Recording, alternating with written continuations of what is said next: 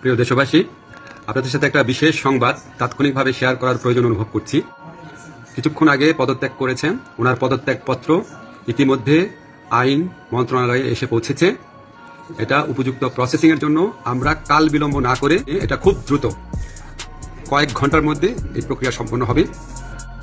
এবার সেনাপ্রধানের নির্দেশে পদত্যাগের ঘোষণা দিল রাষ্ট্রপতি শাহাবুদ্দিন চুপ্পু। আজ রাত 10টায় অন্তর্বর্তীকালীন সরকারের কাছে পদত্যাগপত্র পেশ করবেন রাষ্ট্রপতি।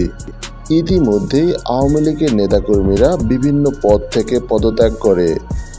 এর আগে বৈষম্য বিরোধী ছাত্র আন্দোলনের মুখে গত 5ই আগস্ট প্রধানমন্ত্রী পদত্যাগ করে ভারতে পালিয়ে যান। এরপর রাষ্ট্রপতি সংসদ বিলোপ করে অন্তর্বর্তীকালীন সরকার গঠন করে।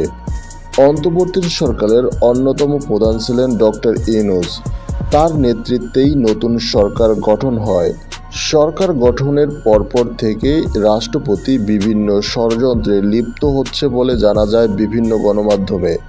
এরপরেই সেনাবাহিনীর কঠোর নির্দেশনার মধ্যেই পদত্যাগ করেন রাষ্ট্রপতি শাহাবুদ্দিন চুপ্পু। তার পতনের মধ্য দিয়েই আওয়ামী লীগের সকল নেতার পতন হলো বলে জানান বিভিন্ন রাজনৈতিক বিশ্লেষকরা।